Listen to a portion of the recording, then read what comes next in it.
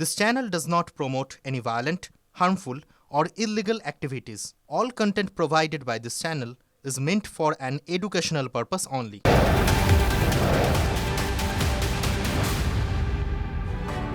আজকের এই মুহূর্তের বড় খবর আপনাদের দেখায় বিগ ওয়ালে। আর বিগ ওয়ালে যে খবর আপনাদের দেখাচ্ছি আজকে দিনভর এই খবর চর্চায় থাকবে। বেনজির দৃশ্য যার সাক্ষী থাকতে পারে সুপ্রিম কোর্ট। বেনজির দৃশ্য কেন? কারণ মুখ্যমন্ত্রী মমতা বন্দ্যোপাধ্যায় তিনি মামলাকারী, নিজের মামলার সওয়াল নিজেই করতে পারেন। তার ইঙ্গিত তিনি আগেই দিয়েছিলেন। নিজের দায়ের করা মামলা নিজেই এবার সওয়াল করতে পারেন মুখ্যমন্ত্রী। তার কারণ তার ইঙ্গিত তিনি দিয়েছেন। তাই আজ সেই সম্ভাবনা প্রবল রয়েছে। কমিশন এবং রাজ্যের সিইওর বিরুদ্ধে সর্বোচ্চ আদালতে মামলা করেছেন মমতা বন্দ্যোপাধ্যায়। সেই মামলার শুনানিতে নিজেই সওয়াল করতে পারেন মুখ্যমন্ত্রী। সুপ্রিম কোর্টের থেকে নিরাপত্তা সংক্রান্ত ছাড়পত্র পেয়েছেন তিনি, আর সেখানেই প্রবল হচ্ছে এই সম্ভাবনা। জ্যোতির্ময় কর্মকার আমাদের দিল্লির প্রতিনিধি আমাদের সঙ্গে এই মুহূর্তে সরাসরি রয়েছেন। জ্যোতির্ময়, অত্যন্ত নজিরহীন একটা ঘটনা আজকে হয়তো ঘটতে চলেছে। তো সেই জায়গা যে প্রেক্ষাপটে এটা নজিরহীন হতে চলেছে সেই প্রেক্ষাপটটা যেমন জানতে চাইবো, তার সঙ্গে সঙ্গে একজন রাজ্যের মুখ্যমন্ত্রী তিনি যে গ্রাউন্ডটার ভিত্তিতে আজকে সওয়াল করবেন বলছেন, যে মানুষের জন্য তিনি আবেদন করবেন বা সওয়াল করবেন, এটা কি বার্তা যেতে পারে সাধারণ মানুষের কাছে, সাধারণ জনমানুষের কাছে? দেখো, মুখ্যমন্ত্রী রাজনৈতিক মঞ্চ থেকে তিনি ঘোষণা করেছিলেন যে প্রয়োজন পড়লে তিনি কোর্টে দাঁড়িয়ে সওয়াল করবেন। আজ কার্যত সেই দিনটাই এসে উপস্থিত হয়েছে। গতকাল পর্যন্ত যাবতীয় বিষয়টিকে আমরা সম্ভাবনার মোড়কে রাখছিলাম, কিন্তু গতকাল যে খবর আমরা ধাপে ধাপে করি, প্রথমে মুখ্যমন্ত্রী মমতা বন্দ্যোপাধ্যায় তিনি সুপ্রিম কোর্টে যাওয়ার জন্য ইন পার্সন আর্গু করার জন্য, অর্থাৎ এক্ষেত্রে নিয়ম অনুযায়ী কারোর ল ডিগ্রি থাকলেই সে সুপ্রিম কোর্টে গিয়ে সওয়াল করতে পারে না। সুপ্রিম কোর্টের অ্যাডভোকেট অন রেকর্ড হতে হয়, অর্থাৎ তালিকাভুক্ত আইনজীবী হতে হয়, যা মুখ্যমন্ত্রী নন। স্বাভাবিকভাবেই সেক্ষেত্রে তার কাছে একটি মাত্র পথ খোলা ছিল, যদি কেউ নিজে কোনো মামলা দায়ের করেন তিনি নিজের মামলার জন্য নিজে সওয়াল করতে পারেন। এই পুরো বিষয়টিকে বলা হয় পিটিশনার ইন পার্সন বা party in person. Mamata Bandyopadhyay তিনি পার্টি ইন পার্সন হিসেবে যাবেন এবং তিনি সওয়াল করবেন। যে খবর আমাদের কাছে এসে পৌঁছেছে, মুখ্যমন্ত্রী মমতা বন্দ্যোপাধ্যায় গতকাল নিজের নামে সুপ্রিম কোর্টে একটি গেট পাস ইস্যু করিয়েছেন, অর্থাৎ তাতে যে তিনি যাতে সুপ্রিম কোর্টের ভেতরে পৌঁছতে পারেন। যেহেতু তিনি Z+ ক্যাটাগরির নিরাপত্তা পান, সেই কারণে তার নিরাপত্তা রক্ষীরা যাতে ভেতরে যেতে পারেন তার পারমিশন আলাদা করে করানো হয়েছে এবং সুপ্রিম কোর্টের রেজিস্ট্রারের অফিস থেকে সেই পারমিশন দেওয়া হয়েছে, অর্থাৎ তার নিরাপত্তা রক্ষীরাও ভেতরে যাবেন। তখনই স্পষ্ট হয়ে যায় যে মমতা বন্দ্যোপাধ্যায় তিনি কোর্টের ভেতরে যেতে চলেছেন, সেই কারণেই সমস্ত আইনি প্রসিডিওর তিনি কমপ্লিট করছেন। দেশের মধ্যে স্বাধীনতার পর কোনো সিটিং চিফ মিনিস্টার কোর্টে দাঁড়িয়ে সওয়াল করছেন, এই ছবি আমাদের দেশ আজ পর্যন্ত দেখেনি। মমতা বন্দ্যোপাধ্যায় দেশের প্রথম মুখ্যমন্ত্রী যিনি সুপ্রিম কোর্টে প্রধান বিচারপতির এজলাসে দাঁড়িয়ে সওয়াল করবেন, এবং তিনি সওয়াল করছেন কোন ইস্যুতে? দেশের সব থেকে বড় সাংবিধানিক প্রতিষ্ঠান জাতীয় নির্বাচন কমিশন, তাদের বিরুদ্ধে অভিযোগ যে তারা সংবিধানকে খণ্ডন করছে। আর এই অভিযোগেই একটি রাজ্যের প্রশাসনিক প্রধান দেশের প্রধান বিচারপতির কোর্টে দাঁড়িয়ে দেশের সব থেকে বড় সাংবিধানিক প্রতিষ্ঠানের বিরুদ্ধে পক্ষপাতিত্বের অভিযোগ, রাজনৈতিক উদ্দেশ্য প্রণোদিতভাবে কাজ করার অভিযোগ এবং সাধারণ মানুষকে হেনস্থার অভিযোগে তিনি সওয়াল করবেন। স্বাভাবিকভাবেই এই সামগ্রিক ছবিটা দেশের রাজনীতিতে অত্যন্ত বড় একটা তাৎপর্য বহন করছে, এবং স্বাভাবিকভাবেই যখন ভোটমুখী রাজ্য, রাজ্যের মানুষের কাছেও তিনি একটি বার্তা দিতে চাইছেন যে তিনি তাদের স্বার্থ রক্ষার জন্য একেবারে সর্বোচ্চ যে জায়গা, সর্বশেষ যতদূর পর্যন্ত যাওয়া সম্ভব সেই জায়গা পর্যন্ত তিনি পৌঁছেছেন এবং তিনি সওয়াল করছেন।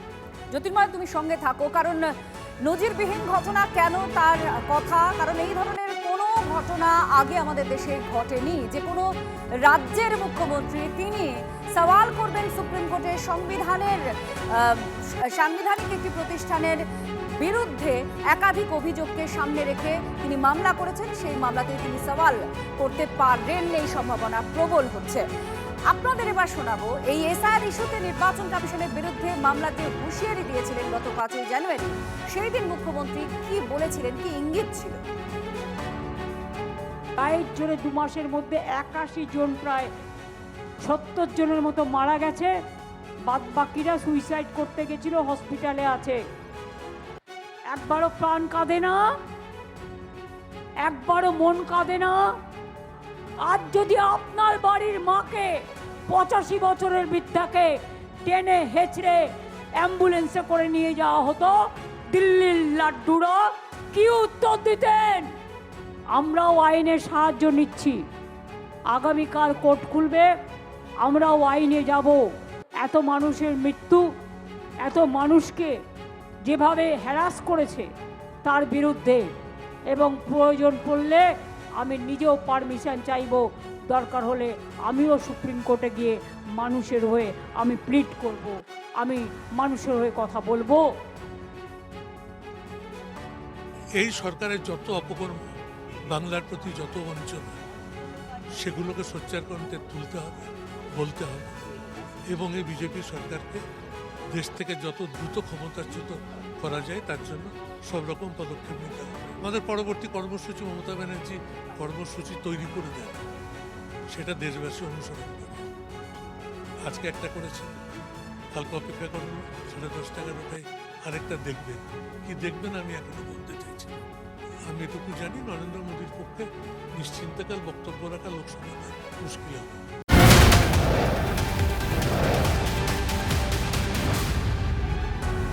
সুপ্রিম কোর্টের প্রধান বিচারপতির এজলাসে এসআইআর সংক্রান্ত মামলার একই সঙ্গেই শুনানি। মুখ্যমন্ত্রীর দায়ের করা মামলা, যেটা তিনি সওয়াল করতে পারেন বলে আমরা জানতে পারছি, সেই সম্ভাবনাটা জোরালো হচ্ছে বলে আমরা জানতে পারছি। তৃণমূল সাংসদ ডেরেক ওব্রায়েন এবং দোলা সেনের মামলাও আছে, এবং কবি জয় গোস্বামীর মামলা শুনানিও হবে প্রধান বিচারপতির বেঞ্চে। আমরা এই বিষয় নিয়ে কথা বলবো। জ্যোতির্ময় কর্মকার আমাদের সঙ্গে আছেন। জ্যোতির্ময়, এই একযোগে এতগুলো মামলা শোনা হবে, মূল আবেদন কি রয়েছে? সবকটা আবেদন কি রয়েছে? মূল কি বিষয়?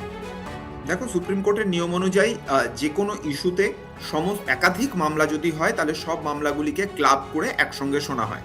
ডেরেক ওব্রায়েন এবং দোলা সেনের মামলা পশ্চিমবঙ্গের এই যে এসআইআর প্রক্রিয়া, অর্থাৎ সাম্প্রতিক সময়ে দায়ের করা প্রথম মামলা, এবং এই মামলার প্রেক্ষিতেই যে বিষয়টি উঠে এসেছিল যে লজিক্যাল ডিসক্রিপেন্সি নিয়ে রাজ্যের প্রত্যেকটা পঞ্চায়েত অফিসে বা শহরে হলে পরে ব্লক অফিসে এবং তার পাশাপাশি মিউনিসিপ্যাল অফিসে, সেখানে ওয়ার্ড অফিসে, সেখানে লজিক্যাল ডিসক্রিপেন্সির লিস্ট টাঙিয়ে দিতে হবে, যাদের নাম বাদ যাচ্ছে তারা যাতে শুনানির জন্য পর্যাপ্ত সময় পায়।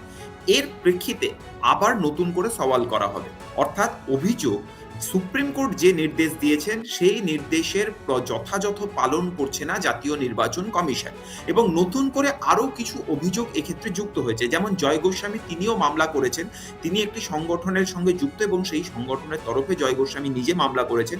তারও এক্ষেত্রে অভিযোগ যে যারা বর্ষিয়ান তাদেরকে ডাকা হচ্ছে, অর্থাৎ 80 বছরের উপর বা 85 বছর যাদের বয়স তাদের ডাকা হচ্ছে না, এটা বাস্তবিক ক্ষেত্রে ঠিক নয়, এমনটাই সওয়াল করা হবে। এর পাশাপাশি যেটা গুরুত্বপূর্ণ বিষয় তা হচ্ছে যে লজিক্যাল ডিসক্রিপেন্সির ক্ষেত্রে সুপ্রিম কোর্ট যা যা নির্দেশিকা দিয়েছিল তা মানা হচ্ছে না।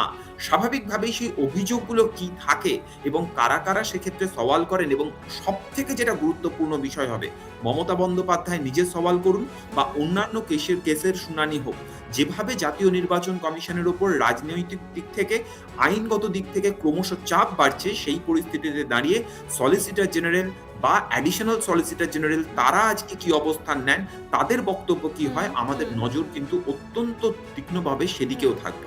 ধন্যবাদ।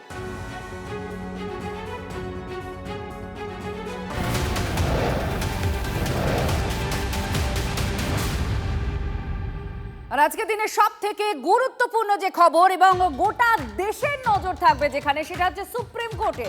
আজ নিজেই সওয়াল করতে পারেন মুখ্যমন্ত্রী, তার আগে তাৎপর্যপূর্ণ পোস্ট করেছে তৃণমূল কংগ্রেস। জনগণের আইনজীবী বনাম শয়তানের আইনজীবী, তারা পোস্টে লিখছে, কালো গাউন পরা প্রতীকী ছবি পোস্ট করে সোশ্যাল মিডিয়ায় লিখল তৃণমূল কংগ্রেস। তাহলে কি সেটাই সত্যি হতে চলেছে? আজকে সুপ্রিম কোর্টে নিজেই সওয়াল করবেন মুখ্যমন্ত্রী মমতা বন্দ্যোপাধ্যায়, কারণ তৃণমূল কংগ্রেসের ইঙ্গিতপূর্ণ তাৎপর্যপূর্ণ পোস্ট। এর আগে ইঙ্গিত দিয়েছিলেন যে তিনি নিজেই সওয়াল করতে পারেন, মুখ্যমন্ত্রী খোদে কথা বলেছিলেন। আর এবার সেই পরিস্থিতি, সেই সম্ভাবনায় কি জোরালো হচ্ছে? জনগণের আইনজীবী বনাম শয়তানের আইনজীবী কালো গাউন পরা প্রতীকী ছবি পোস্ট করে তৃণমূল কংগ্রেসের সোশ্যাল মিডিয়ায় পোস্ট।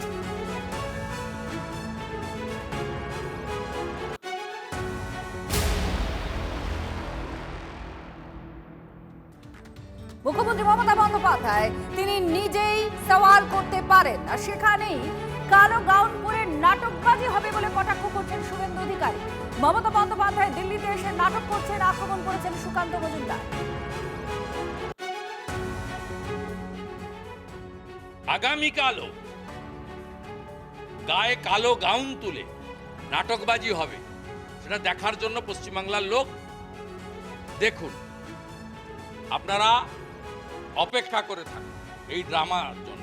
21 সালে ভালো পায়ে ব্যান্ডেজ জড়িয়ে হুইল চেয়ারের ড্রামা দেখেছেন, কালকে বাড়ির শাড়ি পরে রাস্তায় বেরিয়ে আসার ড্রামা দেখেছেন। আগামীকাল কিছু একটা কালো পরে নতুন ল বিশারদের ভূমিকায় দেখবেন। মমতা বন্দ্যোপাধ্যায় দিল্লিতে বেশ কয়েকদিন ধরে এসে ড্রামা করছেন, নাটক করছেন। উদ্দেশ্যটা এসআইআর নাকি সুপ্রিম কোর্টে কেস ভুন্ডুল করা সেটা বোঝা যাচ্ছে না এখনো পর্যন্ত। তবে এটুকু বলতে পারি, এসআইআর শুরু হওয়ার পর থেকে মমতা বন্দ্যোপাধ্যায় যে ডাহা মিথ্যে কথা বলেছেন এবং কাঁচা মিথ্যে কথা বলেছেন, এখানে কার জমিদারি? জমিদারি তো মানুষের জমিদারি। মানুষ ভোট দিয়ে নরেন্দ্র মোদীকে সিলেক্ট করেছে, মানুষের জমিদারি আছে। আর ওখানে ছাপ্পার জমিদারি, বাংলাদেশি অনুপ্রবেশকারীদের জমিদারি মমতা বন্দ্যোপাধ্যায় চালানোর চেষ্টা করছেন। তৃণমূল কংগ্রেসের প্রতিক্রিয়া নেব। জয়প্রকাশ মজুমদার, তৃণমূল কংগ্রেসের রাজ্য সহ-সভাপতি, এই মুহূর্তে আমাদের সঙ্গে ফোনে রয়েছেন। জয়প্রকাশ বাবু, আপনি শুনলেন শুভেন্দু অধিকারী এবং সুকান্ত মজুমদার দুজনেই বলছেন যে তৃণমূল নেত্রী নাটক করছেন দিল্লিতে, কি বলবেন? না, যদি 25% ভোট পেয়ে নরেন্দ্র মোদী কেন্দ্রে মানুষের দ্বারা নির্বাচিত হন, তাহলে 44% ভোট পেয়ে আজকে পশ্চিমবঙ্গে বিপুল সংখ্যাধিক্যে মানুষের দ্বারা মুখ্যমন্ত্রী মমতা বন্দ্যোপাধ্যায়, এটা ভুলে গেলে চলবে না। সুতরাং তাদের বাক্য সংযমের প্রয়োজন আছে বিজেপির এই সব নেতাদের। আমি শুধু বলবো, এই নাটক বলছেন যাকে, সেই নাটকটা ওনাদের কাছে নাটক লাগলেও আপামর জনসাধারণ, পশ্চিমবঙ্গের জনসাধারণ অন্তত, তাদের কাছে মনে হচ্ছে তিনি তাদের গণতান্ত্রিক অধিকারের রক্ষক, ধন্যবাদ। তার জন্য লড়াই করছেন। যেটা বিজেপি আর ইলেকশন কমিশন মিলিয়ে 2 কোটি লোককে রাস্তায় নামিয়েছেন, ঘন্টার পর ঘন্টা মানুষকে দাঁড়াতে হচ্ছে, এটা কি ওদের চোখে পড়ছে না? ধন্যবাদ জয়প্রকাশ।